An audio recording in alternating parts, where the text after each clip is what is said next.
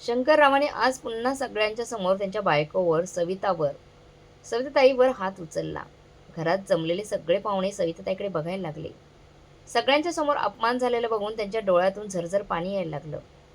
त्या काही न बोलता त्यांच्या खोलीत जायला लागल्या. पण आज पल्लवीला त्यांच्या सुनेला हे सगळं सहन झालं नाही. ती सासूचा हात पकडत म्हणाली, "नाही आई, आता खूप झालं.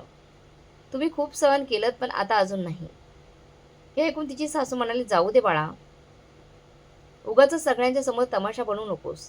आणि मला तर या सगळ्याची सवय झाली आहे." पल्लवी सासूचे दोन्ही हात पकडून ठामपणे म्हणाली, "आई, आता वेळ आली आहे तुमच्या जुन्या सवयी बदलण्याची." असं म्हणत पल्लवीने तिच्या सासूचा हात पकडला आणि त्यांना शंकररावांच्या म्हणजे तिच्या सासऱ्यांच्या समोर आणून उभे केलं. ती सासऱ्यांच्या डोळ्यात डोळं घालून म्हणाली, "बाबा, आता इथे सगळ्यांच्या समोर आईची माफी मागा. तुम्हाला आईची माफी मागावी लागेल." पल्लवी असं बोललेलं ऐकून तिच्या आजी सासू डोळे मोठे झाले. त्या रागात म्हणाले, "ए पोरी, शुद्धी तर आहेस ना? तू काय बोलत आहेस? 4 अक्षर शिकली म्हणून काय तू डोक्यावर बसून मिरे वाटणार आहेस का आमच्या?" पल्लवी रागात डोळे मोठे करून म्हणाली, "खबरदार आजी, आज तुम्ही एकही शब्दामध्ये बोललात तर मी सगळ्या नात्याची मर्यादा विसरून जाईन. तुम्हाला लाज वाटत नाही का, की एक बाई असून दुसऱ्या बाईसोबत असे वागताना? जिथे बसला आहात तिथे शांतपणे बसून राहा, नाही तर तुम्हाला चांगलंच माहीत आहे की मी काय काय करू शकते." नवीन सुनेचं असं वागणं बघून घरात आलेले सगळे पाहुणे आश्चर्याने तिच्याकडे बघायला लागले. पल्लवी म्हणाली, "बाबा, तुम्हाला ऐकायला येत नाही का? मी म्हणाले आईची माफी मागा."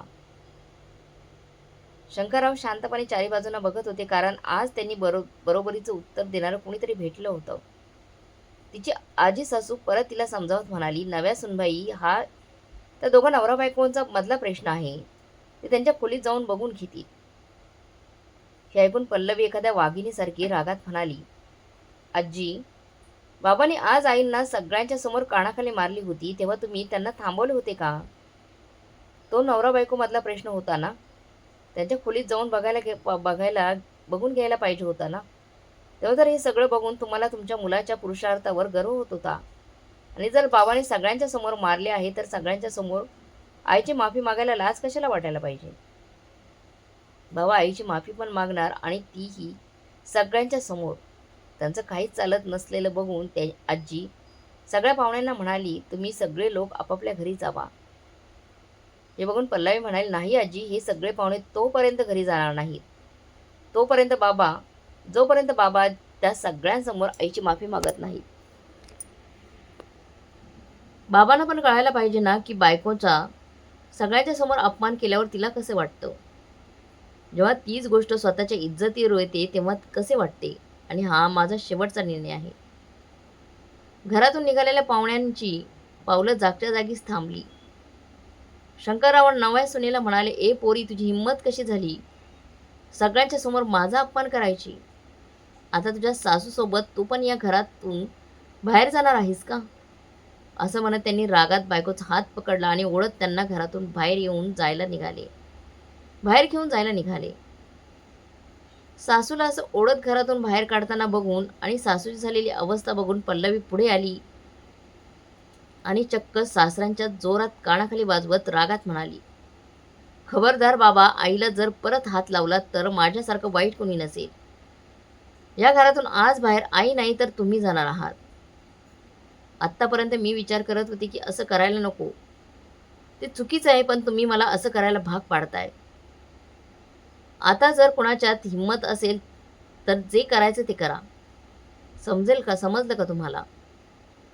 पल्लवीचा भारदस्त मोठा आवाज सगळ्या घरात घुमत होता. भीतीने कापत असलेल्या सासूला पल्लवीने मिठी मारली आणि त्यांना त्यांच्या खोलीत घेऊन गेली.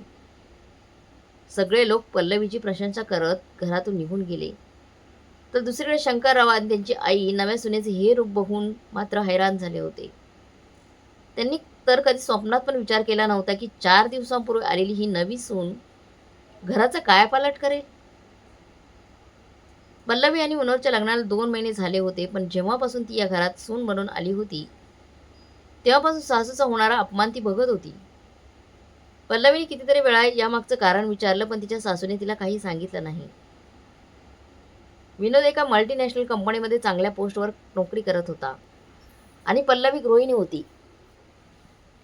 घरात सगळ्यांची खूप छान काळजी घेत होती. त्यांच्या घरात पल्लवी, तिचा नवरा विनोद, तिचे सासू-सासरे राहत होते. विनोदची आजी कधीतरी शहरात राहायला यायच्या कारण त्यांना इथलं वातावरण फारसं आवडायचं नाही. पण त्याचा स्वभाव खूप रागीट होता. पल्लवीने कधी पण नवऱ्याला सासूबद्दल विचारले तर तो पण आकडून उत्तर न देता निघून जायचा. एक दिवस पल्लवी आवरून बसली होती आणि सारखा सारखा विनोदला फोन करत होती. कारण विनोदने स्वतः तिला फोन करून बाहेर फिरायला जाण्यासाठी आवरून बसायला सांगितलं होतं. ते ऐकून पल्लवी खूप खुश झाली होती कारण जेव्हापासून त्या दोघांचं लग्न झालं होतं तेव्हापासून दोघांनी एकत्र बाहेर फिरायला जायला मिळालेलंच नव्हतं. तिने विचार केला होता की आज बाहेर गेल्यावर विनोदला बाबा आईशी असं का वागतात त्यामागचं कारण विचारणार होती. कारण तिच्या आजी सासूच्या परवानगीशिवाय घरात पानसुद्धा हलत नव्हतं. ती सारखं सारखं फोन करून पण विनोद फोन उचलत नव्हता. त्यामुळे ती चिडली होती आणि नवऱ्यावर तिला खूप राग पण आला होता. मग खूप उशीर झाल्यामुळे तिने जाऊन कपडे बदलले आणि रागाने परत घरातल्या कामाला सुरुवात केली. तिने विचार केला की ऑफिसमध्ये काहीतरी महत्त्वाचं काम आलं असेल त्यामुळे त्याला यायला मिळालं नसेल. तो दिवस असाच निघून गेला. दिवस असेच पुढे निघून जात होते.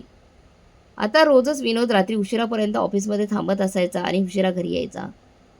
आजकाल तो खूपच चिडचिड करायला देखील लागला होता. पल्लवीने बऱ्याच वेळा त्याला यामागचं कारण विचारलं पण तो सारखा टाळत असायचा. आता तर पल्लवीने त्याला विचारायचं बंद केलं होतं. एक दिवस विनोद थकून घरी आला.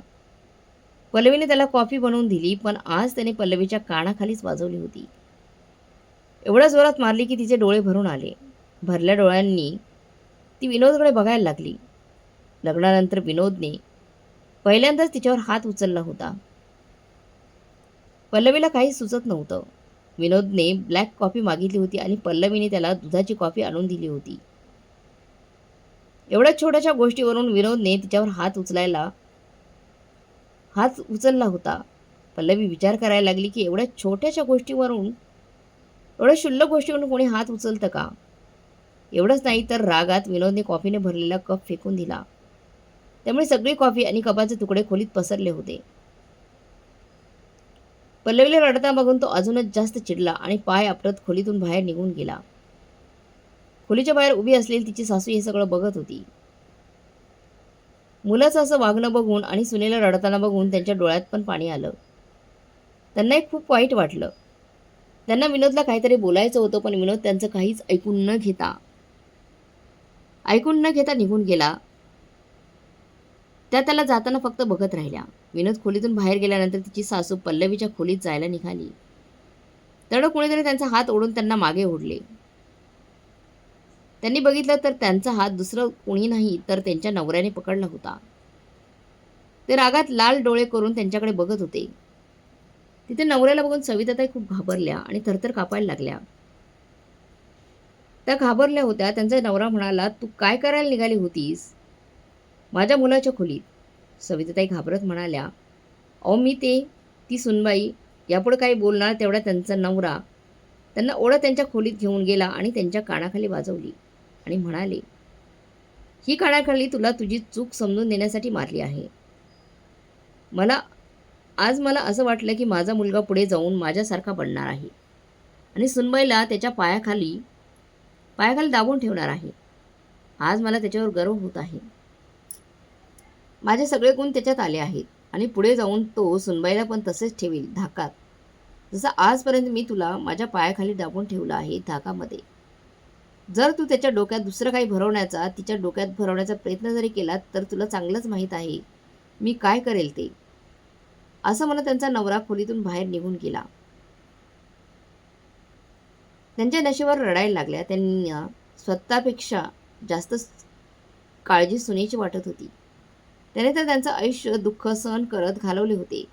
पण त्यांना आपल्या सुनेसोबत असं होऊ द्यायचं नव्हतं. पण करायचं तर काय? त्यांना कळत नव्हते की काय करायचं ते. असे दिवस पुढे जायला लागले होते. आता विनोदचं रोजचं झालं होतं. तो रोज छोट्या छोट्या कारणावरून पल्लवीवर हात उचलायला लागला होता. याच काळात त्यांची आजी पण गावावरून शहरात त्यांच्याजवळ राहायला आली होती. नाचसुनेची अशी अवस्था बघून ती सुद्धा खूप खुश व्हायची. विनोदला म्हणायची, "अरे माझ्या बाळा, तू तर अगदी बापावर गेलास रे. एक गोष्ट नेहमी लक्षात ठेव, पुरुषाचं महत्त्व बाईपेक्षा जास्त मोठे असते आणि बाई तिच्या नवऱ्याच्या पायातल्या चप्पलपेक्षा जास्त असू शकत नाही किंवा तिने राहूच नाही." अशा गोष्टी त्या विनोदच्या मनात भरवत असायच्या आणि बघाव तेव्हा पल्लवी विरुद्ध त्यांचे कान भरत असायच्या. आता तर विनोद पल्लवीची एकही गोष्ट ऐकून घेत नव्हता आणि तिच्यावर अत्याचार करायला सुरुवात केली होती त्याच्या बाबांसारखं. एक दिवस विनोदने फोन करून पल्लवीला सांगितले की त्याचे काही मित्र रात्रीच्या जेवणासाठी आपल्या घरी येणार आहेत. त्यामुळे सगळं काही व्यवस्थित करून ठेव, जेवण वगैरे बनवून ठेव. घरी आल्यावर मला कुठलीच कमी दिसायला नाही पाहिजे, नाहीतर माझ्यापेक्षा वाईट दुसरं कोणी नसेल, असं म्हणत त्याने फोन ठेवून दिला. तिच्या डोळ्यातून पाणी यायला लागलं. ती तिथेच बसून विचार करायला लागली की लग्ना अगोदर ती कशी होती, काय करत होती, कशी राहत होती आणि आता काय झालं आहे. तिला तिचे जुने दिवस आठवायला लागले. माहेरी ती एवढ्या लाडाकुडात वाढलेली होती की तिच्यावर हात उचलणं तर लांबची गोष्ट, तिच्याशी कोणी मोठ्या आवाजात बोललेले सुद्धा नव्हते. आणि आता सासरी तिचा नवरा रोज छोट्या छोट्या गोष्टीवरून तिच्यावर हात उचलत असायचा, तिच्यावर रागवत असायचा. पण जेव्हा रागात तिच्या मनातील ज्वालामुखी भडकत असायची त्यावेळी तिला तिच्या आईने बोललेले शब्द आठवत असायचे. तिची आई म्हणायची की मुलीला नवीन जागी रुळवून घ्यायला वेळ लागतो, त्यामुळे शांतपणे तिथे सगळं सहन करत जा, सगळ्यांना समजून घेण्याचा प्रयत्न करत जा. बाळा, तू एवढं का सहन करत असतेस, तू उलट उत्तर देत नाहीस. एक मोठा आवाज तिच्या कानावर पडला. तिने मान करून करून बघितलं तर तिची सासू दाराजवळ उभी होती. सासूला बघितल्यावर तिने तिचे डोळे पुसले आणि म्हणाली, "अरे आई, तुम्ही दारात का उभे आहात? आत खोलीत या ना." सविताताई हिंमत करून सुनेजवळ खोलीत आल्या आणि म्हणाल्या, "पल्लवी, तू माझ्यापासून तुझ्या डोळ्यातले पाणी लपवू शकतेस, पण तू स्वतः कधीपर्यंत सहन करत राहणार आहेस?" पल्लवी सासूला काही उत्तर देणार तेवढ्यात बाहेरून आवाज आला, "का रे शंकर, अगोदर जेव्हा मी इथे यायचे तेव्हा तर मला सविताचा चेहरा सुजलेला दिसायचा, पण आता तर असं वाटत आहे की तू तिची लगाम सोडून दिली आहेस. त्यामुळे तर तिला जास्त पंख फुटले आहेत आणि तुझ्या सुनेला तुझ्या मुलाच्याच विरुद्ध भडकवत आहे." सासूचं बोलणं ऐकून सविताताई ताडकन उठून उभ्या राहिल्या आणि भीतीने थरथर कापायला लागल्या. त्यांची ही अवस्था बघून पल्लवी म्हणाली, "आई, तुम्ही आता मला जे समजावून सांगत आहात, मग तुम्ही स्वतःसाठी ते पाऊल का उचलत नाही?" तिची सासू म्हणाली, "कारण या घरात कधीच कुणाला माझ्याबद्दल काही पडलेली नव्हती आणि माझ्या बाजूने बोलणारं पण कोणी नव्हतं." असं म्हणत त्या पल्लवीच्या खोलीतून बाहेर निघून गेल्या. पण जेव्हा त्यांच्या नवऱ्याने त्यांना सुनेच्या खोलीतून बाहेर येताना बघितलं, तसं त्यांच्या रागाचा पारा चढला आणि त्यांनी सविताताईंना खोलीत कोंडून खूप मारले. सासूचा ओरडण्याचा आवाज ऐकून पल्लवी पळत सासूच्या खोलीकडे निघाली. तेवढ्यात तिची आजी सासू मध्ये आली आणि तिला तिथून हाकलून लावले. स्वतःच्या आईसारख्या सासूच्या ओरडण्याचा आवाज ऐकून पल्लवीच्या मनात तिच्या सासऱ्यांबद्दल खूप तिरस्कार, राग निर्माण झाला. रात्री झोपायच्या अगोदर पल्लवी तिच्या सासूजवळ आली आणि त्यांच्या जखमेवर मलम लावलं आणि जबरदस्ती त्यांना हळदी दूध प्यायला दिले. सुनेची त्यांच्यासाठी असलेली काळजी बघून तिच्या सासूचे मन भरून आलं. त्यांच्या डोळ्यातलं पाणी व्हायला लागलं. तिच्या सासूची झालेली अवस्था बघून पल्लवीने मनातल्या मनात एक धाडसी निर्णय घेतला आणि त्यांच्या खोलीतून ती बाहेर आली. काही दिवसानंतर विनोदने जेव्हा कुठल्या तरी गोष्टीवरून तिच्यावर हात उचलला, तेव्हा पल्लवीने त्याचा हातच पकडला.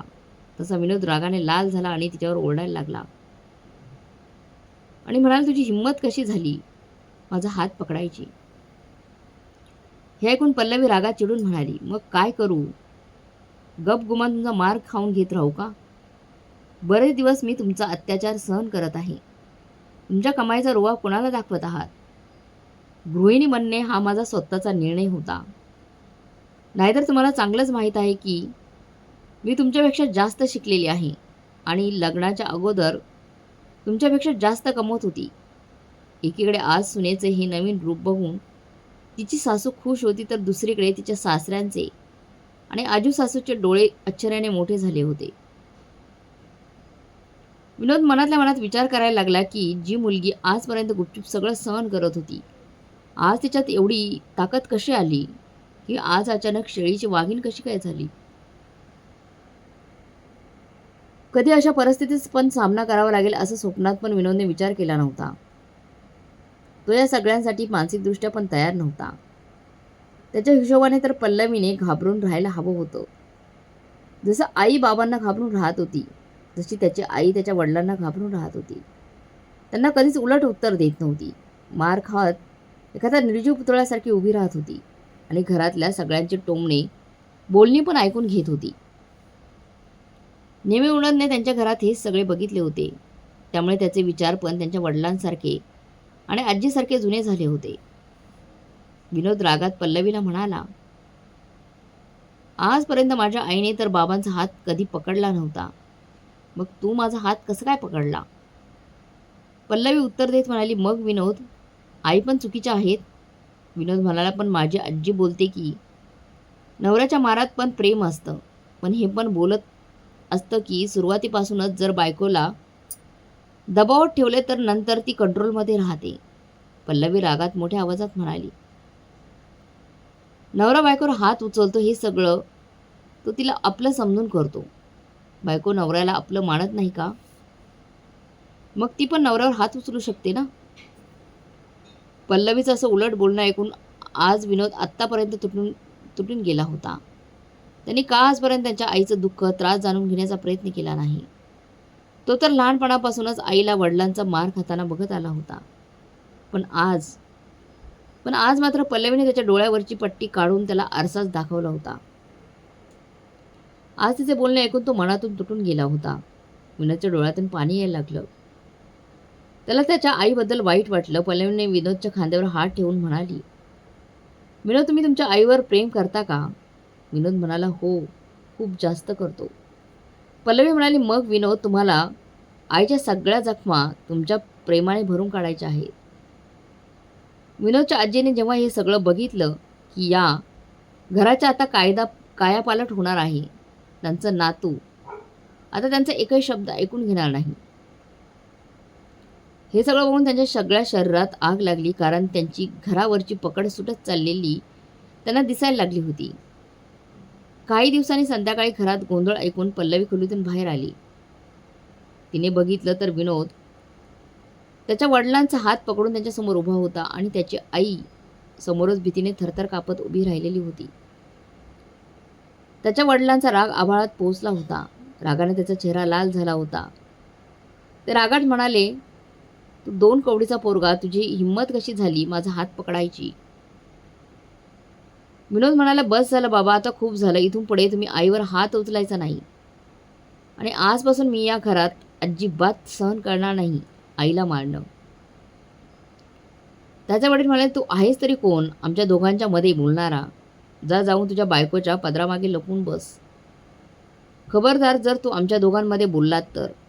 विनोद म्हणाला, बस झालं बाबा, आता तुम्ही परत एकदा जरी आईला मारायला हात उचललात तर मी पोलिसात तक्रार करेन.